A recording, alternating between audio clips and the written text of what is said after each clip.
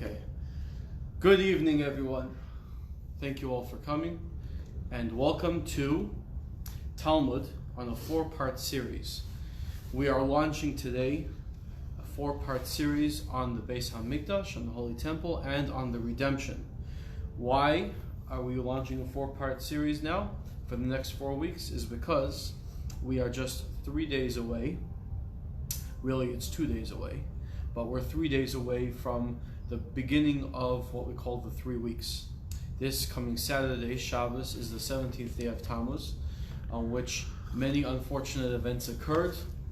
The walls of Jerusalem were breached, they were broken through, and war broke out. The daily service in the Beis Hamikdash was halted. A number of things. There were 5 things altogether. And so from now until the 9th day of Av is 3 weeks of mourning, M-O-U-R-N, mourning, of sadness. Now, traditionally, especially in Chabad, Hasidus, it is accepted, the tradition, the custom, that rather than focusing on the negativity, we focus on positive. Because we always focus on positive things. And so, it is tradition in the 3 weeks that we learn the laws of the building of the Beis Hamikdash and the laws of Mashiach, the redemption, because that's focusing on the positivity of it.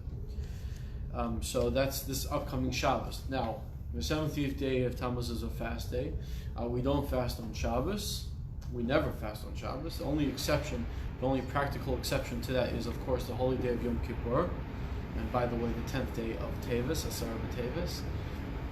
You may ask, we never fast on Shabbos on Asar B'Tevis. That's because the calendar is designed in a way that the 10th day of Tevis never falls out on Shabbos.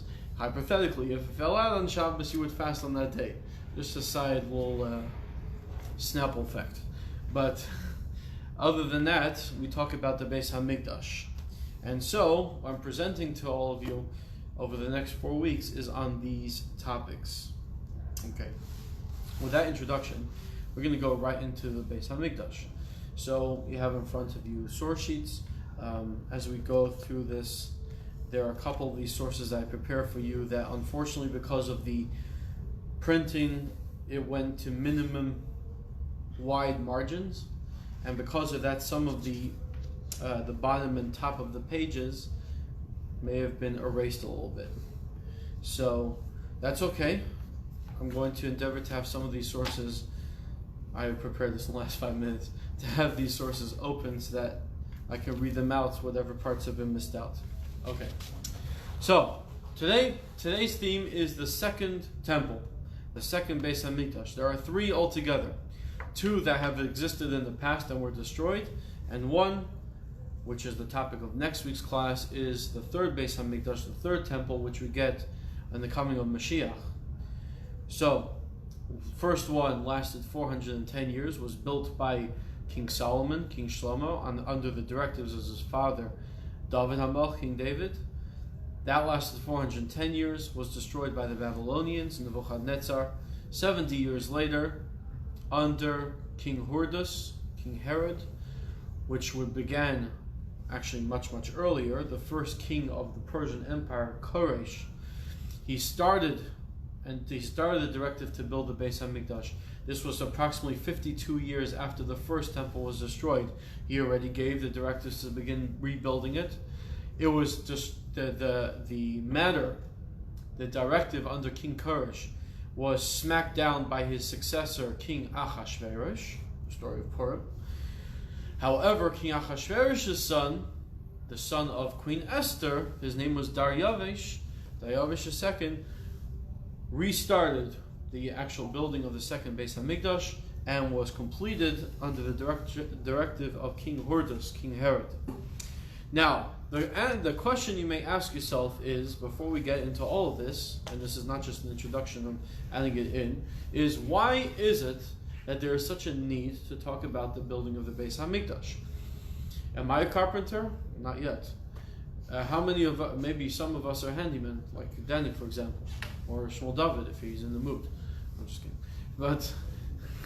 But what's this need that we all need to know about the building of the Beis Hamikdash, and why is there such a need for us to have it in the first place? What's behind my question? We know there are different verses. Unashal mafarim svasenu. We will fulfill the offering of the sacrifices through our lips. Zois teras. We say these verses, by the way, in the morning in our kabbanis, that this which I am saying, the words which I'm uttering, are considered as if I'm offering the sacrifices. What do we mean by that? After the destruction of the Holy Temple, Mishacharav Beis Hamikdash, Ein anu elo dalad amei shel halacha bilvad. There is a Talmud that tells us that from the moment that the Beis Hamikdash was destroyed, we only have from the 4 amos, the 4 cubits of Torah learning and prayer. So we know that in the time of exile, we do not have a Beis Hamikdash, we don't have a holy temple, and therefore we cannot offer any sacrifices nowadays. So how do we offer sacrifices if we don't have a Beis Hamikdash? In which way do we fulfill this obligation? So we know now that we are in exile, we fulfill through prayer. When we pray using the passages of the Torah that describe the offering of the sacrifices, the part of davening we call karbanes, sacrifices, we in turn fulfill that obligation through prayer as if we actually offer those sacrifices. Which begs the question, if I already now in exile have the alternative, if I actually have the alternative, that I can get away with prayer nowadays and don't have to offer sacrifices, so what do I need the Beis Hamikdash anymore for? So why do I need to offer sacrifices now if I get away with prayer alone? Answer, because as much as we pray, this is one of the answers, as much as we pray and we consider our prayer as if we offer sacrifices, at the end of the day it's not good enough. How many commandments do we have altogether? 613, right? Almost 100 of those mitzvahs are directly related to offering sacrifices. And as much as we consider it as if our prayer is like sacrifices, at the end of the day, they're not sacrifices, and we're actually not fulfilling the mitzvahs as they are given to us. Because if that was the case, then any mitzvah that I'm commanded to do, I just think about it, and it'll be considered like I'm doing it. If that is the case, that prayer takes place of mitzvot, then maybe I should speak about the passage when I say the Shema. I should say, you shall tie them on your hands and put them on your head. Beautiful. I spoke about the mitzvah of tefillin. I don't have to put on tefillin now because I spoke about it. What's my point? If prayer takes place of sacrifices, then prayer should take place of tefillin, should take place of kosher, should take place of any mitzvah which we are commanded to do in a physical manner, but I can get away with prayer. The point I'm bringing is to prove that as much as our prayer takes place of sacrifices, there is still the concept that in order to fulfill the mitzvah, there has to be sacrifice in a physical manner, and we don't have that. So therefore, this creates the idea that we need a Beis Hamikdash. As the Rambam Maimonides puts it, the whole reason for building the Beis Hamikdash, the whole reason why we need a Beis Hamikdash, is in order that we have a place that we can offer sacrifices. According to the Rambam Maimonides, that's the entire reason for the building of the Beis Hamikdash. Okay, very good.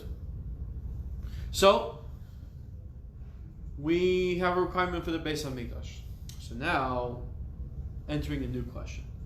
And this is entering the topic of today, which that is,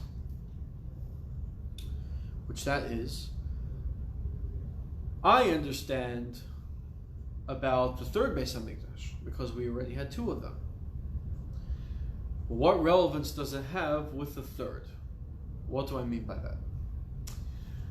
Explains Maimonides, the Rambam to Pirish, the Hagdama to Pirish HaMishnayos, in the introduction of his commentary on the Mishnah. He said as follows: the building of the first Beis Hamikdash, the building of the first Beis Hamikdash, the first Holy Temple, all you need to do is to look in the book of Kings, Malachim. Look in the book of Kings, describing all of King David's writings and description of the building of the Beis Hamikdash, and you will know exactly how the Beis Hamikdash was built. If you want to know how the second temple, how the second Beis Hamikdash was built, we have a Mishnah. We have an entire tractate on it. It is called Tractate Midas, Masechta Midas. This is an entire tractate of the Mishnah, completely devoted towards the building of the second Beis Hamikdash, all of it. You can literally, and I did this when I was in school, you literally can look in the Mishnah and you can build a full 3D model of the Beis Hamikdash from the Mishnah. It's the whole blueprint. It tells you exactly how to do it. The third Beis Hamikdash, we have a vision in Yecheskel, Ezekiel. We have a prophecy in Yecheskel. He had a vision, and God showed him how to build the third Beis Hamikdash. So if we wanted to know how to build the Beis Hamikdash, where should we look? In Yecheskel. So what's the point of Tractate Midas? What's the point of an entire tractate of Mishnah called Midas, where it gives us a full description of how to build the Beis Hamikdash? What relevance does that have if that's only the second one and not the third? Understand the question? Compare and contrast. Compare and contrast. But what relevance do I need of the second one? What do I need to contrast with if I've got a blueprint about the third Beis Hamikdash? So there's two components of here.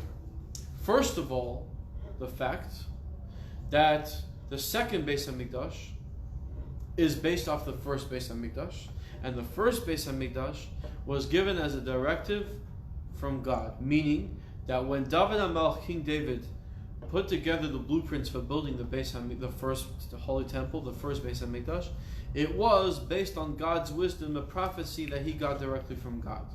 How do we know this? Source number one in your sheets, because we see in the book of Chronicles, in Divrei Hayamim Aleph, Chronicles 1, chapter 28, verse 19, Chav Ches Yud Tes, it says, Hakol B'chsav. This is David HaMelech speaking to his son, King Shlomo. And he says, Hakol B'chsav. Everything is written down. The blueprints of the building of Beis Hamikdash is all before you. Where did I get this from? Miyad Hashem alai hiskil kol malachos hatavnis.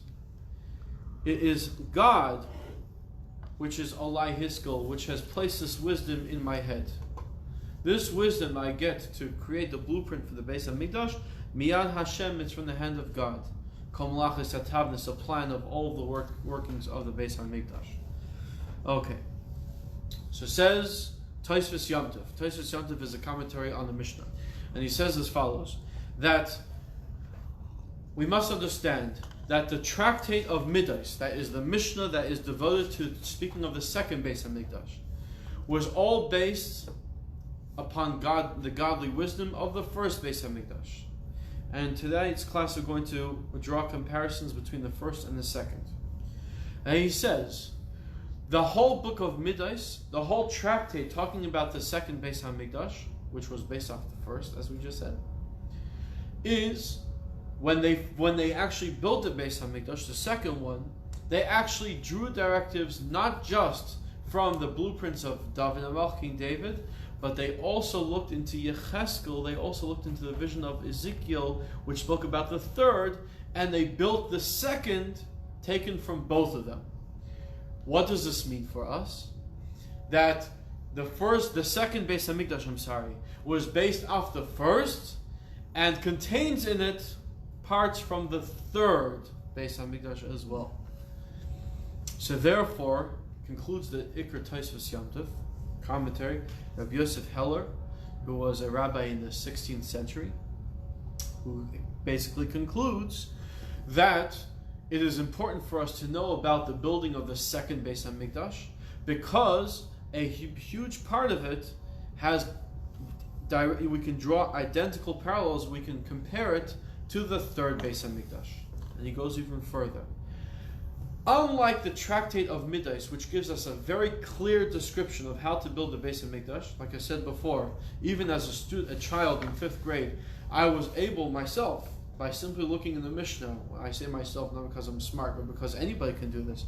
You open up tractate Midas, and by the way, this is available. It's a Mishnah. It's translated today in English. You can literally build a Beis Hamikdash looking. It's very, very clear. It tells you exact measurements for every small thing. However, the vision of Yecheskel is not so clear.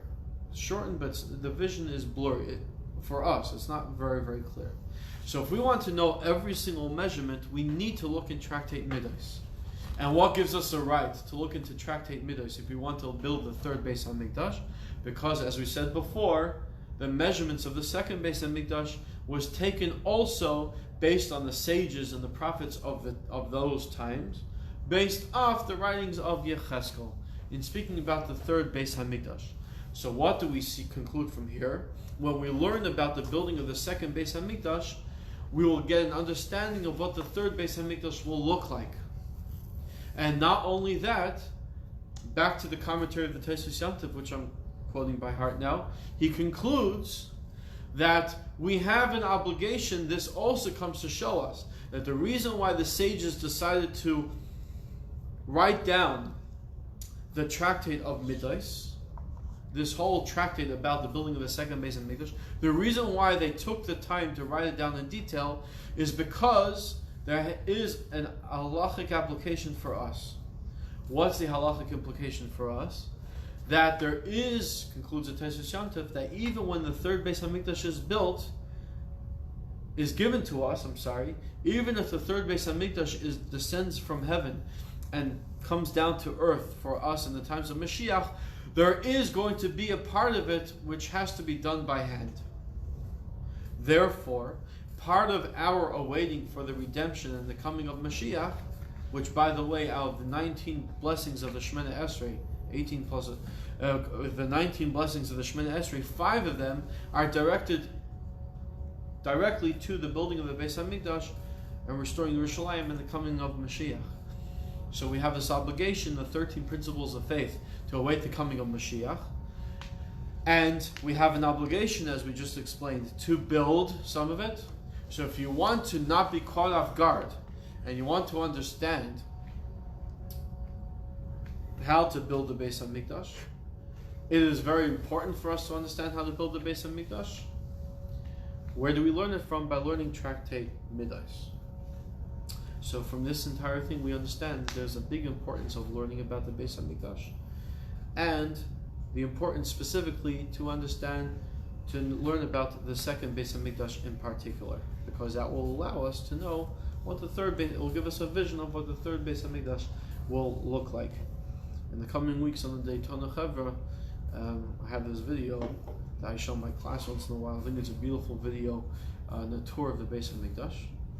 And I'm planning to upload it up onto YouTube. I'm probably going to share a link on the Daytona Chevra during the 3-week period. I think it's a beautiful thing to watch. Anyways, so here we go. So source number 2. So where does the building of the second Beis Hamikdash begin? It begins in one of the prophets called Chagai. He was one of the last prophets, and in Chagai it begins talking about the building of the second Beis Hamikdash, spoken by the prophet Chagai himself. He was one of those that led the Jewish people to begin pushing and building the second Beis Hamikdash. He was together with another 2 prophets, Zechariah and Malachi, along with Ezra. We know that Ezra HaSefer, the famed prophet and leader, was the one that led the Jewish people from exile back into the land of Israel. And these 3 prophets who were with him, Chagai, Zechariah, and Malachi, were together with him and were instrumental in the building of the Beis Hamikdash. And once the Beis Hamikdash was built, they were part of the Knesset HaGedolah, the Great Assembly, the first group of 71 judges who sat in the area of the Beis Hamikdash reserved for this court, known as the Chamber of Hewn Stone, Lishkas Hagazis. So what does Chagai say in source number 2? He says, Gadol hiya kavod habayis hazeh achrei min harishon. He says, the glory of this later house should be greater than of the former one. And in this place I'll grant prosperity, declares the Lord of hosts. So he says, this last house, referring to the second Beis Hamikdash, is going to be greater than the first. Now you may ask yourself, for those who are familiar with Hebrew, Habayis hazeh achor, in this last house, doesn't necessarily mean the second one. It could mean the third one. We know there are 3 Beis Hamikdashes. So how do we know this is talking about the second one? How do you know this is talking about the second one? So the Talmud asks this question in source number 3, Gemara Baba Basra, Daf Gimel Amud Aleph, Tractate Baba Basra, page 3a, and the Talmud tells us, this is of course a Talmud class, the Talmud tells us that the last house will be greater than the first can also mean the second Beis Hamikdash. That the second Beis Hamikdash was greater than the first. In what ways? In what ways? The Talmud tells us in 2 ways. In height and in years. Says the Talmud Baba Basra, source number 3. Says the Talmud, where do we derive that the second temple was taller than the first temple? Tichsiv, as it's written, the source number 2, which we just said, this last house will be more glorified than the first one. So on this, Rav Vishmul, 2 sages, some say these 2 sages were not Rav and Shmuel, they were Rabbi Yochanan and Rabbi Elazar. Chad Omar, one of them says, in what way is the second Beis Hamikdash greater than the first one? Bebinyan, in building. The Chad Omar Bashanim, and one of them says Bashanim, in years. I was trying to recall what you had told me from the Baal HaTurim. Which 2 words was 410 and 420? Do you remember? Look it up. Give me an idea. I was trying to look it up and I completely forgot. Which portion would it be in? That's what I'm saying. I totally forgot. The first Beis Hamikdash was 410 years, and the second Beis Hamikdash was 420. Wow. So we know that the second Beis Hamikdash was 10 years longer, lived 10 years longer than the first one. So the first Beis Hamikdash, 410, second 420. Okay, so these 2 rabbis say this is the interpretation of this verse, that the second house is greater than the first. The first opinion is that it is greater than the first because it was bigger, literally bigger, as we will demonstrate in the upcoming sources. The second opinion is that it was greater in years, because the first was 410, the second was 420. In the subsequent Talmud, which I decided not to include, in the subsequent Talmud it tells us there's a third opinion, there's a third rabbi that offers a third comparison, that the second one was more beautiful than the first one. The second one was more beautiful than the first one. So that's a third. So, let's go through this step by step in understanding in what way was the second Beis Hamikdash better than the first. So the first opinion was that it's greater because it was bigger. So let's demonstrate now through sources I'm presenting to you in what way is the second Beis Hamikdash bigger than the first one. Now that I have this Gemara open, I just want to veer off for a second. And that is, about 5 minutes before the class, while we were talking about the first verse that we have in source number 1, Hakol V'Ksav, Miyad Hashem Alei Hiskil, when David HaMelech said that it's from the hand of God that gave me the wisdom to build the Beis Hamikdash. So I suddenly remembered that this verse is also included, I remember it being included over here in Gemara Sukkah. There is a Gemara Sukkah which is talking about mechitzos. If you want to know where the origin of building partitions in shul, a mechitza, if you want to know where the origin of that is from, it comes from the Beis Hamikdash. I'm not going to go through this whole Gemara right now, but if you want to look it up, it's fascinating Gemara. It's Gemara Daf Nun Aleph on the Beis, page 51, side B on the bottom.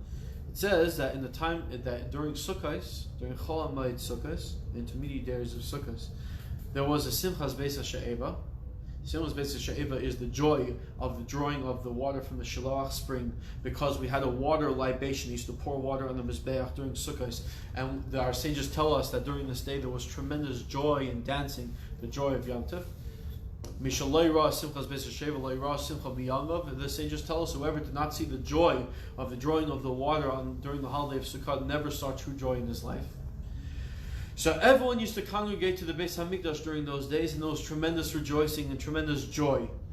So it says in the Talmud over there that they made a tikkun gadol, that during these days they made a big tikkun, a big rectification. They rectified something. So what was it?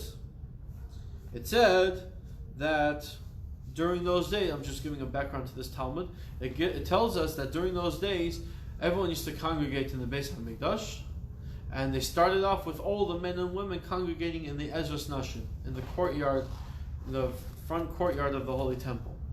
What happened? Things went loose.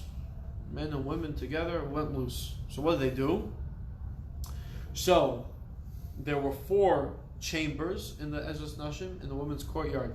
There were 4 chambers. And each chamber had no ceiling, but it had pillars around. So what did they do? They created that the women's section will be up on top. Instead of them all being together, they'll be up on top, that they'll be able to stand from on top and look down. Says the Talmud, but that still didn't help, because as the women were looking down, the men were getting too carried away looking up and staring at the women. So what benefit was that? So they made a tikkun gadol where they built partitions. Partitions in a way that the women will be able to look down clearly at the men, but the men were not necessarily able to look at the women. Says the Talmud, I'm not going to dwell on this too much. Says the Talmud, how can they add things to the Beis Hamikdash? How can they add things to the Beis Hamikdash? Isn't every single measurement of the Beis Hamikdash already from God's wisdom? Wasn't everything already pre-planned? And it quotes this verse. Kra Ashkechu, you can find a verse on this. It says, Hakol b'ksav miyad Hashem olai hiskil. This verse. King David said every measurement of the Beis Hamikdash is from the wisdom of God. And by the way, we're talking about the second Beis Hamikdash now.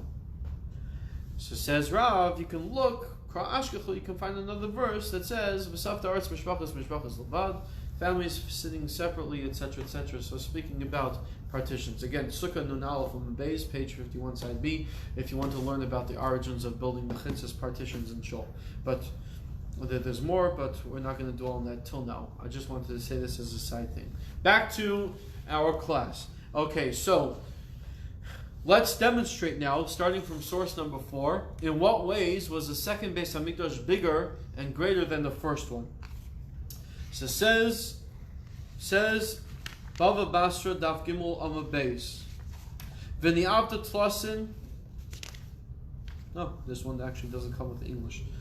Okay, I'll translate it for you. V'ni'avta tlasin amim b'binyan v'idach ni'ava pareches kikai tlasin amasa nami agav tikro maziva havikai b'lei tikro maziva lei havikai. So the Gemara in Bava Basra tells us as follows.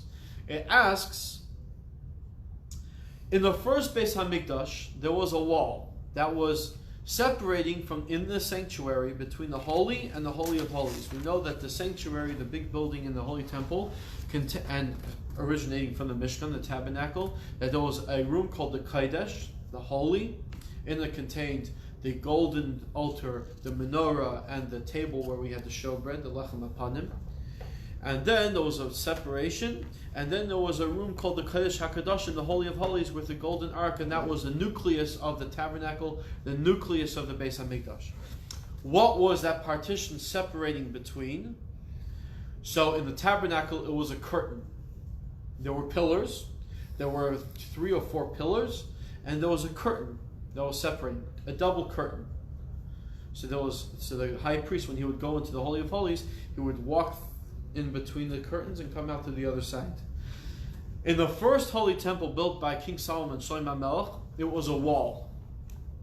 It was a wall, and it was 6 handbreadths. 1, 2, 3, 4, 5, 6. It was a wall this thick. Wall this thick. So says the Talmud, when building the second Beis Hamikdash, and we want to create a partition between the Holy and the Holy of Holies, why don't we build a wall that is 30 amos high, which is just like the first Beis Hamikdash, and then add a curtain on top of it, another 70 amos on top of it to finish it off? So that's what the Talmud asks. But what does that Talmud tell us? What's behind this question? From here we see what is the difference between the sanctuary height in the first and the second. The first Beis Hamikdash, the height of the sanctuary was 30 amos. An amma is roughly the size from my elbow until the tip of the tallest finger. That's an amma. Let's say roughly 1.5 feet. So what's 30? What's 30 amos? About 45 feet. About 45 feet. So the Talmud is asking, let's finish off the height of the second Beis Hamikdash by adding a 70 amma curtain on top of it. 70 plus 30, 100. So how tall was the first sanctuary? 30 amos. How tall was the second one? 100. The height of the sanctuary of the second Beis Hamikdash was 100 amos. So we said that was 1.5 feet. So that is 150 feet. So you see the difference? In the first holy temple, the height of the sanctuary was 45 feet. In the second temple, it was 150 feet. So here you see the building of the second Beis Hamikdash was more than twice the height. More than twice the height. In fact, it was 3 times plus the height of the first one. So that is one example. The Talmud is basically asking, why don't we finish off the height with the curtain? Build a wall like the first Beis Hamikdash of 30 amos, and then finish off the height by adding a 70 amma curtain. The Talmud basically concludes over there 2 things. First of all, that a wall, if you try building a wall 30 amos high, 45 feet high, a wall that's only 6 handbreadths thick is not going to last. You build it that high, the wall is not going to hold itself. You need a ceiling and plaster from the ceiling onwards to connect it to hold it in place. Building engineering. And we don't have that. And the second thing they conclude is either you are making it entirely a wall, like the first Beis Hamikdash, or you're doing entirely of curtain like the sanctuary. But no, there's no such thing as doing a wall and a curtain. Either you have one or the other. But basically what we learned from this is that there's this concept that the second Beis Hamikdash was much bigger in size, literally, than the first one. I'm going to quote to you now also Rambam Hilchos Beis Abchira, Perek Beis, Halacha Gimel. By the way, in addition to the tractate Midas, if you want to know in detail about the building of the Beis Hamikdash, and you want to look it up, Maimonides in the book of Avodah, service, Hilchot Beit HaBechira, the laws of the building of Beis Hamikdash, it's literally in English, the halacha of the chosen house, speaking about the Holy Temple. Over there also you can read and learn about the building of the Beis Hamikdash. That also is translated into English and can be found in English nowadays. So the Rambam says as follows. I think this part has been cut out a little bit. So I'm going to read it to you over here.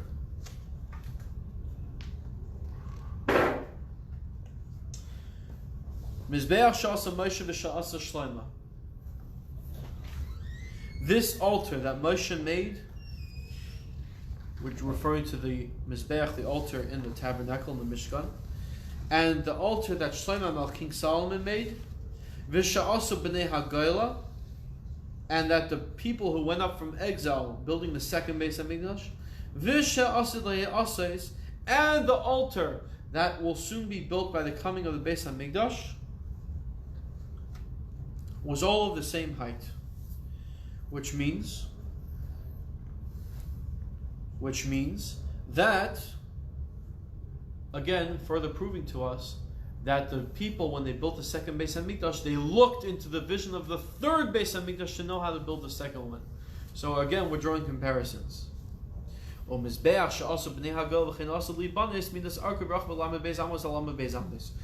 Rambam say? He says, how big, I'm giving some background here, how big was the altar? How big was the Mizbeach Ha'ela, the altar of which sacrifices were offered? They were all 10 amos high. However, the first Beis Hamikdash was 28 amos by 28 amos. 28 this way, 28 that way. 1.5 of that, what's 28 times 1.5? I'm going to throw in a number, roughly, 160, what? 170, 160. So say 28. 28 times 1.5. Danny's helping me with this one. 42. About 42. 42 feet. What are the two numbers? 28. What's 28 times 1.5? 42. Thank you, Bill. I'm tired. this is the. So it's 42 feet by 42 feet. That's the first one. The second, keep your calculator open. The second one, the second Beis Hamikdash was not 28 feet, 28 amos by 28 amos, but was 32. So 32 times 32 by 32. So how much is that in feet? 32 times 1.5. 47. 48. Okay, that. Estimate. So the difference between 42 and 48. So the actual length and width of the second altar was 6 feet longer and wider than the first one. And what does the Rambam say? This measurement of the second one, 32 by 32, 48 by 48 feet, is going to be the exact measurement of the third Beis Hamikdash as well. That's what the Rambam says. So if you want to know how big the Mizbeach, the altar, is going to be in the third Beis Hamikdash when Mashiach comes, look in the second Beis Hamikdash. It's the exact same measurement. It's going to look exactly the same. Going to look exactly the same. So again, further proving to us about how the second Beis Hamikdash is bigger than the first one. Okay. So now, we learned source number 7. Source number 7 in Gemara Zvachim. Tnan Hasa. We learned in the Mishnah. Sha'ala b'nei ha'gayla, when the members of exile ascended to Jerusalem in the beginning of the Second Temple period, Ha'isif olav dal amis ma'adar midal amis ma'amar. This is the Rambam we just said. They added 4 cubits to the south, 4 cubits to the east. They extended the measurement of the Mizbeach. Kamin gamma, like the Greek letter gamma. Alpha, beta, gamma. Right? So the third letter of the Greek letters is a gamma. What's a gamma? It's basically an L shape. An L shape. So they extended it by an L shape. So they extended this way and that way at the same time. So now, what is the difference between the two of them? So he says, why, asks the Talmud, why was it necessary to make the second Mizbeach, the second altar, bigger than the first Beis Hamikdash? Why is it that in the second temple there was a requirement to make the Mizbeach bigger than the first? So then, on Rav Yosef Mishum Delay Safik, because, says Rav Yosef, because in the first temple, the second temple, when it comes to arranging the wood on top of the Mizbeach in order to offer sacrifices, the space was not big enough. We needed more space than that. So therefore the Mizbeach of the second temple had to be bigger than the first in order to accommodate the amount of sacrifices offered on the second one, because the arrangement of wood was bigger. Asks the Talmud, 1 second, you are telling me that the second Beis Hamikdash had more people there, and therefore they need to build a bigger Mizbeach than the first one. Really? The first Beis Hamikdash was at a time when the people were on a high. And everyone was coming to the Beis Hamikdash. Everyone. We're talking about millions of people. In the second Beis Hamikdash, do you know how many people actually showed up? Think about it. Everyone was in exile. Ezra brought up people from Babylon up to the land of Israel to build the second Beis Hamikdash. You know how many people actually joined Ezra? 40,000. Wow, it's a huge decrease. 40,000. When we get there, hopefully, we will see that this actually was a big disappointment.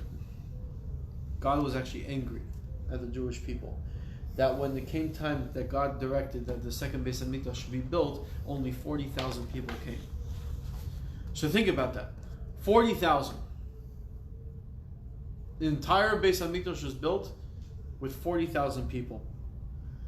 So the Talmud brings this as a question.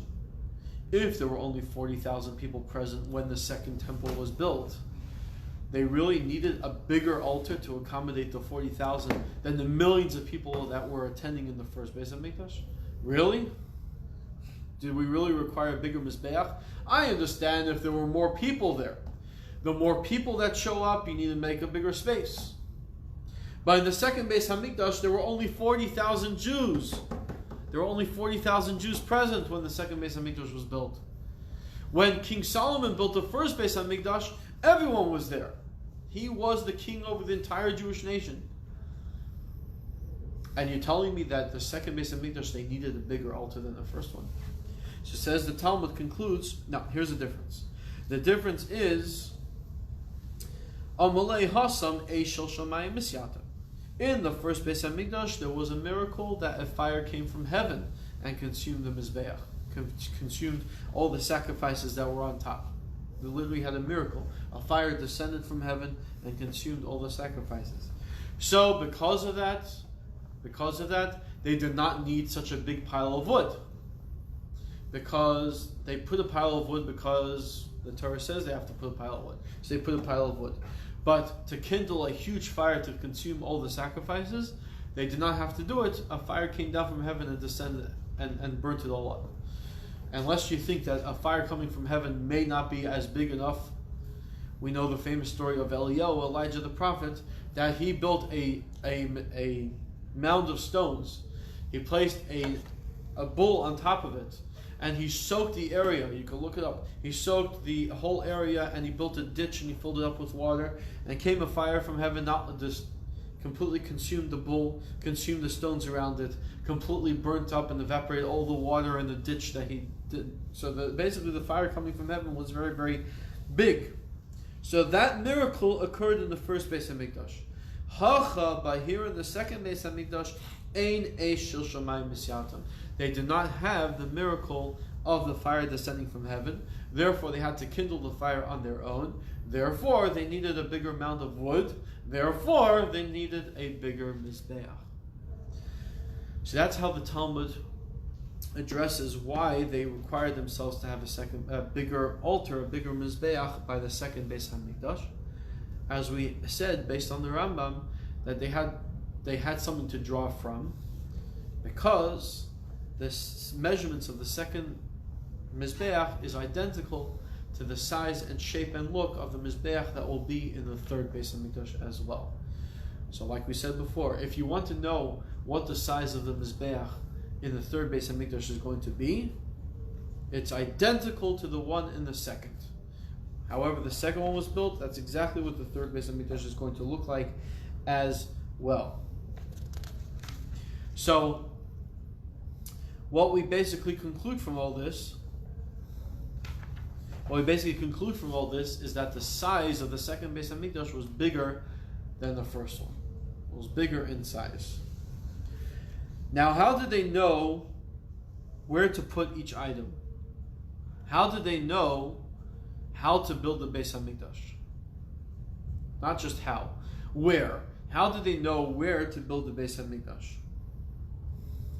So the Talmud asks this question also in Gemara Zvachim Daf Samach Beis Amud Aleph. This part's blotted out as well. In the Gemara Zvachim Samach Beis Amud Aleph, the tractate which talks about sacrifices, Zvachim literally means sacrifices. So on Samach Beis Amud Aleph, it says as follows: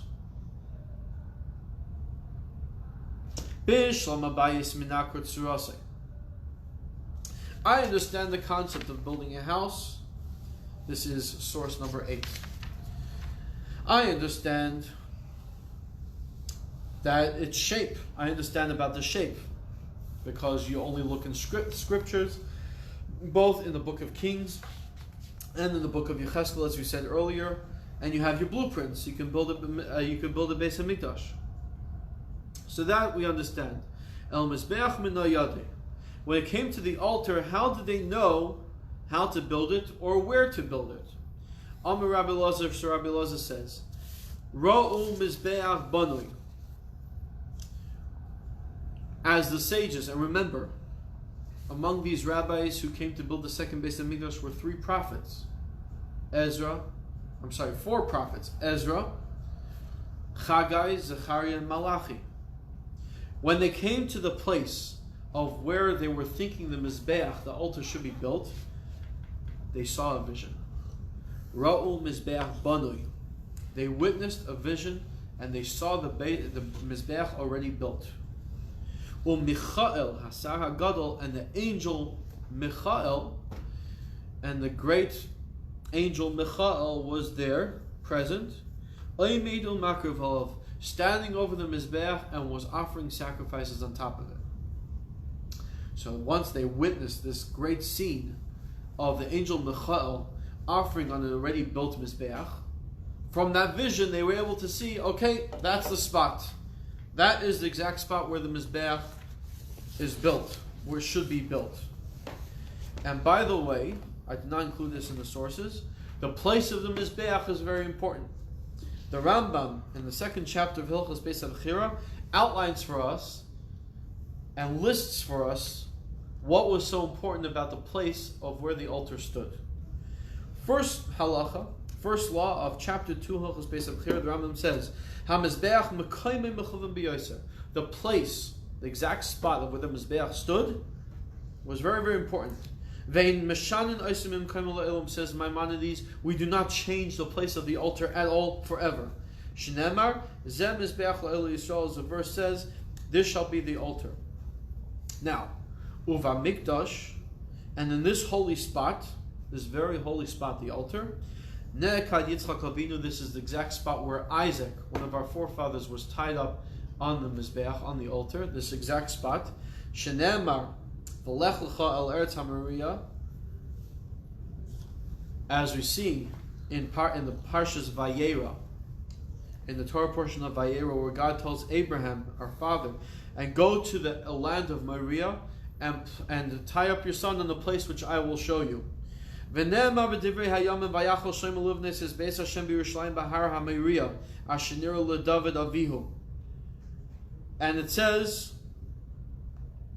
says that Shlomo HaMelech began building this Mizbeach in Yerushalayim on the same place that his father David had showed him.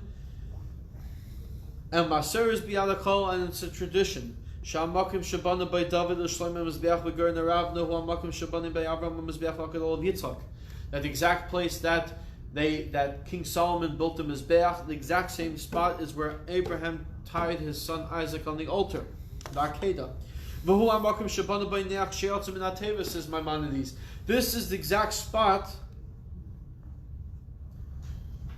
This is the exact spot where Noah, when he came out of the Teva, the ark, from the flood, what does it say right when he walked out of the Teva? He built an altar and offered sacrifices.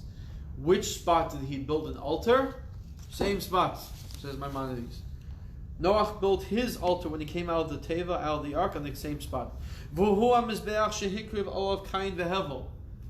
Maimonides goes even further back.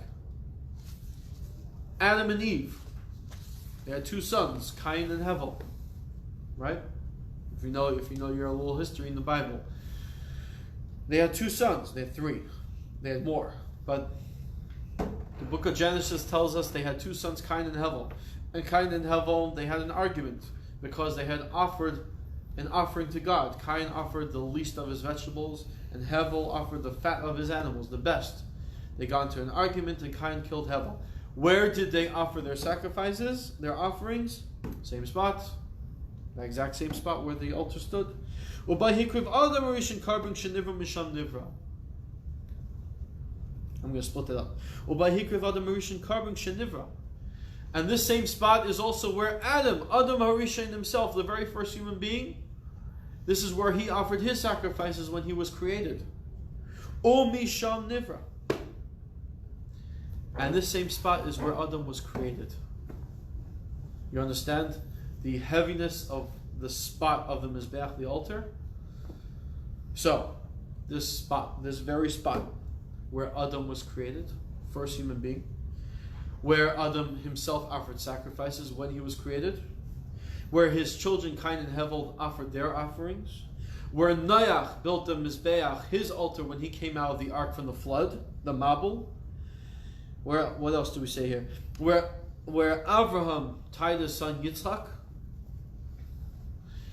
The same spot was the granary, the silo of where David purchased the land from Aravna, and where the first Mizbeach stood. And now, from this entire history, now the sages, in building the second Beis Hamikdash, wanted very, very much that the spot where the Mizbeach should be built should be the exact same spot. How did they know that? The Talmud tells us the angel Michal came down and showed them through a vision. We don't know where it is now. What was that? We don't know where it's now because it's destroyed. No, we know it is. We don't, not exact. Yeah, we don't know where the We know, you're right. The exact spot of the Mizbeach, right now, we don't know. We don't know. So we're going to need to be shown again. Right? Oh, big time. And even present day, right now, there are many, many arguments, many different opinions as to where the Beis Hamikdash is. The main, it's a whole class in itself. Yeah. The main opinion of the rabbis, if you look at an aerial view of the Temple Mount, you'll notice that in the area between, what's it called, Al-Aqsa Mosque and the big gold dome mosque, there's an area in between them where there's no trees and it's just open courtyard. The mainstream of rabbis are of the opinion that that's the spot where the Beis Hamikdash was. And the reasoning is because based on the Midrash and such, since the Beis Hamikdash was destroyed, nothing is going to be built on top of it until the third Beis Hamikdash. Based on that reasoning, it's impossible to conceive the fact that you have a mosque built, a whole structure built on top of a place where the Beis Hamikdash used to stand. So therefore, based on that opinion, that open courtyard area where there's not even any trees, they claim that's the area where the Beis Hamikdash must be. Interestingly, that spot is directly behind the western wall where all the Jews come and daven. That is the spot that's directly in front of it. Directly in front. It's a little bit deeper. You're going into the tunnels. Yeah. So I saw that. So they take a tour and they go to a spot through the tunnels and say, okay, this is the spot. But like again, as I demonstrated, that's one opinion. There are other opinions. This place, that place. It's a whole class for itself, and it's fascinating. Okay, we'll move on. The Gemara goes even further and says not just, one rabbi says not just that they saw the angel Michal standing there. They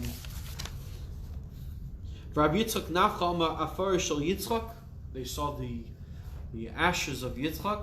Doesn't mean that Yitzchak himself actually burned on the Mizbeach, but it's as if they saw the remnants, the impression of where Yitzchak was. That's the vision that they witnessed there. The rabbis in the Second Temple encountered a vision of exactly where Isaac, our forefather, was placed down. That's another vision they saw. Rav Shmuel Bar Nachmani Omar Mikol Habayis Kulei Herichu Reach Keteris Misham Herichu Reach Evarim.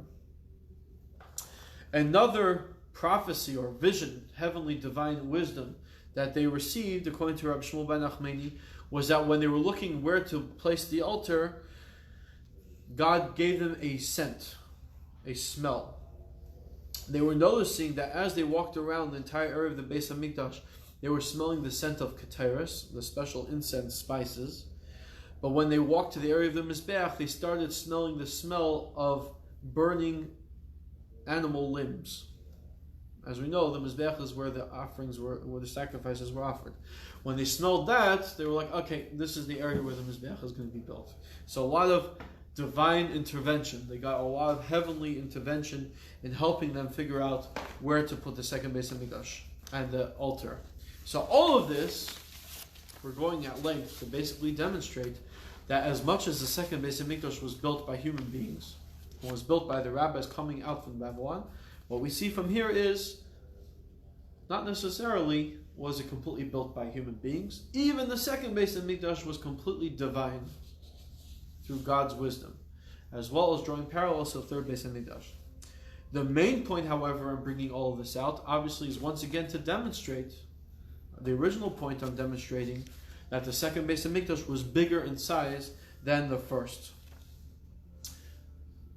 Okay, that concludes that part. Now I want to demonstrate now through a Gemara Bava Basra Daf Daled Amud Aleph, demonstrating also how the second Beis Hamikdash was more beautiful. Remember, there was a third opinion as to how the second Beis Hamikdash was bigger. We said the first was bigger in size, second opinion bigger in years, because the second one lived longer than the first one, and the third opinion brought is that it's more beautiful. So here's the Gemara demonstrating that. Amri, the sages say, Misha ra'a binyan hordus ra'a binyan na'a miyamav. One who has not seen the building that King Hordus has built, referring to the second Beis Hamikdash, has never seen a beautiful building in his life. Very big statement. Whoever has not seen the second Beis Hamikdash, the building of which King Hordus has built, never saw a beautiful building in his life. Asks the Talmud, B'mai binaya, with what did King Hordus build the second Beis Hamikdash with? Omar Rabba says, Ba'avnei shaisha umirmura, with stones of white and green marble. Ika da'amri, there are those who say, not just that, Ba'avnei kuchla shaisha umirmura. There are those who say that it was built from blue, white, and green marble. Right? Afik shafa va'ayil shafa. It wasn't in one row, it was alternated. Like checkers. Like white, blue, red, white, blue, done like that. So a pattern.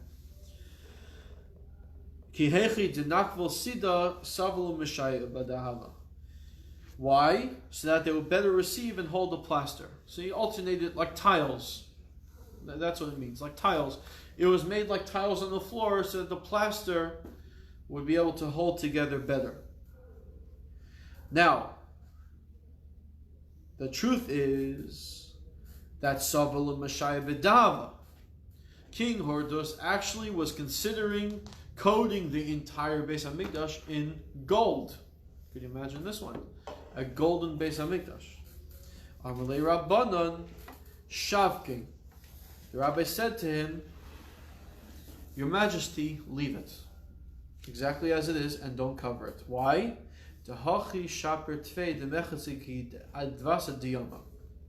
It's more beautiful to leave it in white, blue, and green marble rather than coating the entire thing in gold. Because this way it looks like the waves of the sea. It gives a beautiful look like the waves of the sea. And if you look at it in regular logic, something that's gold, gold, gold, gold, gold, as much as it's shiny, it's a bit boring. However, you have a pattern. The Rabbanan said to King Hordus, leave it, it has a beautiful look to it. Okay. So in this Talmud it tells us that one who has not seen the second Beis Hamikdash has never seen a beautiful building in his life. We know that there are many things that was beautiful in the Beis Hamikdash. Even the bronze doors, even the copper doors leading into the courtyard of the Beis Hamikdash was made of copper but shone like gold. It said, our sages tell us that the look of the Beis Hamikdash used to shine like the morning sun. The chandelier that stood outside the sanctuary that was donated by King Helena, and for those who were with me when we started learning Tractate Sukkah, in Daf Gimel on page 3, side A, we talked about this special chandelier, and we spoke about King Helena. Queen Helena. And it said that it would shine in a certain spot and would shine very, very far. And the Kohanim and all of the Jews would know when it's time to recite the morning Shema, just by looking at this special chandelier. I think we also touched on it at the beginning of Tractate Brachos. Okay. So, the second Beis Hamikdash was beautiful and bigger and better than the first. But does that make the second Beis Hamikdash automatically greater? Was there a difference in holiness? Was there a difference in the times when the Jewish people were by the second Beis Hamikdash over the first? So on this, I want to direct you to source number 10. Tipol alehem imata vavacha b'dozeracha yidmuka. And there's a verse in Az Yashim that says like this: terror and dread descend upon them. Bigdol zeracha yidmuka oven. Through the might of your arm, they are still as stone. The Jewish people singing the song to God. Then it says, Ad yavar amcha Hashem. Till your people cross over into the land of Israel, O God. And then it says almost the same redundant words. Ad yavar amzu kanisa. Till your people cross over whom you have acquired. So why does the verse talk about the Jewish nation crossing over into the land of Israel twice? Why the double mention of the Jewish people crossing into the land of Israel? So we learned this. When we started learning Tractate Brachos, we learned this. Brachos Daf Daled Amud Aleph. The Gemara asks this question. What's this double expression of the Jewish people crossing over into the land of Israel? Ad Yavar Amcha Hashem, says the Talmud. The first time when it says the Jewish people crossing over, Zubia Rishona, this is referring to the first coming. Because the Jewish people came twice, as Rashi in Gemara explains. The first time that they arrived was in the times of Yehoshua, who was the successor of Moshe Rabbeinu. He was the one that led the Jewish people from the desert into the land of Israel. Ad Yavram Zukanisa, the second time when the Torah says, until your people cross over, Zul Biashnia. This is referring to the second coming, the second arrival in the land of Israel. When did that happen? In the times of Ezra, when the Jewish people ascended from the exile in Babylon and came back to resettle the land of Israel to build the second Beis Hamikdash. Mikan Amr Chachamim, from here, our rabbis tell us, Ru'uyim hayu Yisrael le'asis la'em nes b'mei Ezra kedech shenasel b'mei Yehoshua ben Nun. The Jewish people would have been worthy to experience the same miracles in the second coming to the land of Israel as they had experienced in the first arrival in the land of Israel. Ella shigar machet. But because of their sins, they did not merit this. What was this miracle that they were experiencing in the first time rather than the second time? Was, Rashi explains it to us, was that they came in with complete power and might. When they crossed into the land of Israel, they had no wars, no opposition. God split the Jordan River for them, the Yarden, and they went right into the land of Israel with complete power and authority. However, when they came up from Babylon, they did not experience this. They were completely under government. And we know this, that throughout the entire time that they had this, that we had the second Beis Hamikdash, we were still under different governments. First under the Persian rule, then we were under the Greek rule, temporarily under the Jewish rule Hashmonai, and eventually we were under the Romans. So we see that we did not have ultimate power like we had when the first time we came into the Beis Hamikdash, in the land of Israel. Now why is that? Because, says the Talmud, Shigar Machet, we had sins. What sins did we have? So, source number 12, Rashi tells us on the Talmud right there, what sins was it? What sin was it? Okay, so Rashi doesn't tell us what the sin was. Doesn't tell us what the sin was. But Rashi tells us, what did they have less? It says, V'lehalchu el bershus, says Rashi. They only were able to go with permission. That was the difference between the first and the second coming. When they first landed in Israel, and they built the first temple, the first Beis Hamikdash, then they built it completely on the directive of King Shlomo, King Solomon. And from the entire time when they landed in the land of Israel until they built the first Beis Hamikdash, they were completely under Jewish rule, and they were answerable to nobody. They were not under anyone's sovereignty, but their own. However, God punished them by the second Beis Hamikdash, that even building the Beis Hamikdash, they had to ask permission. Bereshus Kairesh, they had to ask permission from the king Kairesh, who was the first Persian king who gave permission. And the entire time that they were asking permission, they were under the three Persian kings of Kairesh, Achashverosh, and Daryavish's son. And so even when building the Beis Hamikdash, they required permission. It doesn't say over here what sin they made. I'm going to quote to you a Marsha in Gemara Saita that quotes the Gemara that says, God says, Saneina locho. God says, I hate you. God was very, very disappointed. Why was he disappointed? Says Marsha, I think his name was Rabbi Adels, lived in the 15th century, a very famous commentary on the Talmud. Says the Marsha, what was God disappointed with? Because, as we said earlier in the Talmud, as we quoted earlier in this class, when it came time for the building of the second Beis Hamikdash, again, how many people were present? What did we say? 40,000. 40,000. Now think about this. From all the people. Word went around. Again, who was the biggest leader of the time? Ezra. Ezra was the one that brought the people up. And there were many, many different types of people. You look up in Gemara Kedushin, Tractate Kedushin, one of the chapters of there is called Asar Yuchsin. There were multitudes of people. There were 10 different types of lineages, 10 different types of people that came up to the land of Israel. However, like we said, there were only Arba Ribuy. There were only 40,000 of them. And Hashem got very, very disappointed with the Jewish people, saying, I am allowing you to build a second Beis Hamikdash, and only 40,000 show up. What does that mean? What does that mean? That means that the rest of the Jewish people, what did they say? Nah, not interested. Not interested. We're staying in Babylon, we're staying in Persia, where's Persia? Iran. Present day Iran. They were saying, let's stay where we are.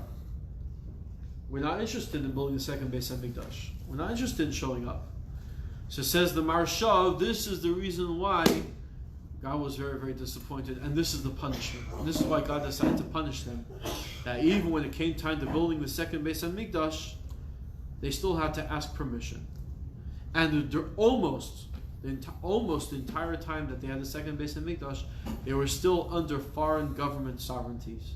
The Persians, as we said, the Greeks, and the Romans. Even when there was a temporary Hashmonai era where they do have Jewish kings, even then, I actually spoke about this last year's, this past Hanukkah Talmud class, even then, the Hashmonai kings were losing rule. They were losing control, so they asked the Romans to help assist. The Romans said, sure! And they had a secret agenda. We're going to help and eventually take over. And eventually, in the last 100 years of the second Beis Hamikdash, the Romans took over and we were under the Roman rule. Okay, so says the Marsha, this was the punishment. Are you okay? There was some water. Rabbi, King Herod.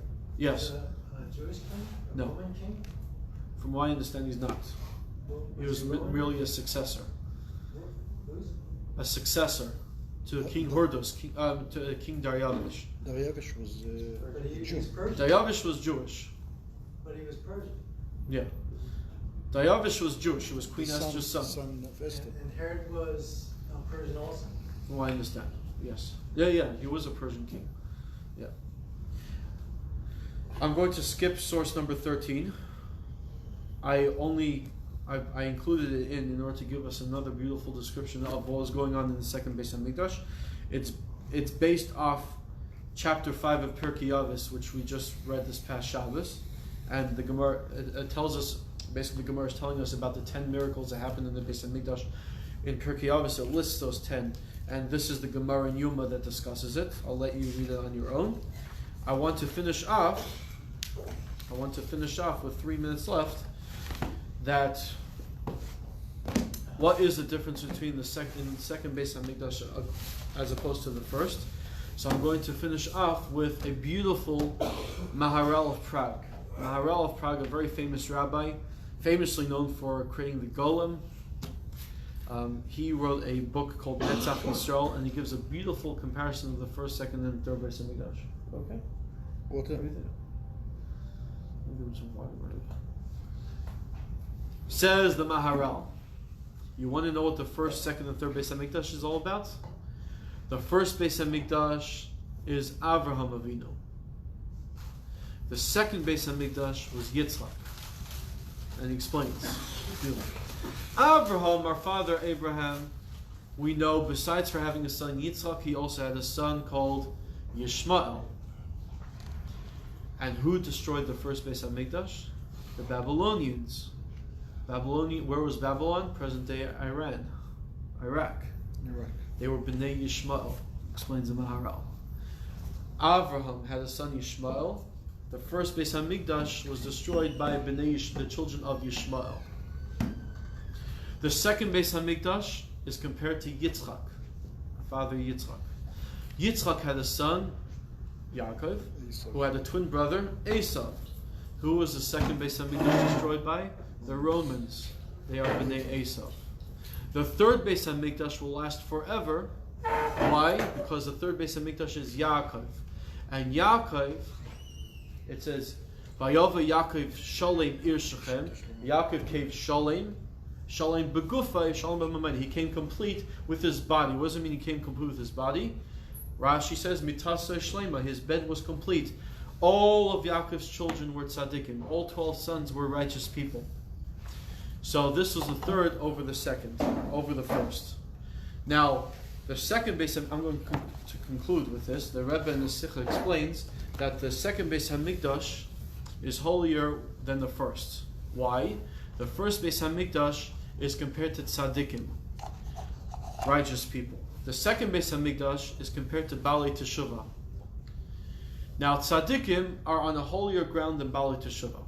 That's the way it works. So therefore, the land of Israel, then this is halacha, by the way, the land of Israel in the times of the first Beis Hamikdash was holier than the second. There's a halacha when it comes to blowing shofar on Shabbos. You're not allowed to blow shofar on Shabbos and Rosh Hashanah. However, they blew in the Beis Hamikdash on Shabbos. In the first Beis Hamikdash, they didn't just blow the shofar in the Beis Hamikdash, but from the Beis Hamikdash, the entire land of Israel, they blew the shofar even on Shabbos, in the first Beis Hamikdash. In the second Beis Hamikdash, they did not blow the shofar on Shabbos throughout the entire land of Israel, but they still blew shofar on Shabbos in the second Beis Hamikdash itself. Basically, the second Beis Hamikdash was at a time of lower holiness. So tzaddikim are on a holier ground. However, the Balei Teshuvah are still better. Because Balei Teshuvah have been through the mundane world and they've experienced different things and they came out on top. Now what does it say about Balei Teshuvah?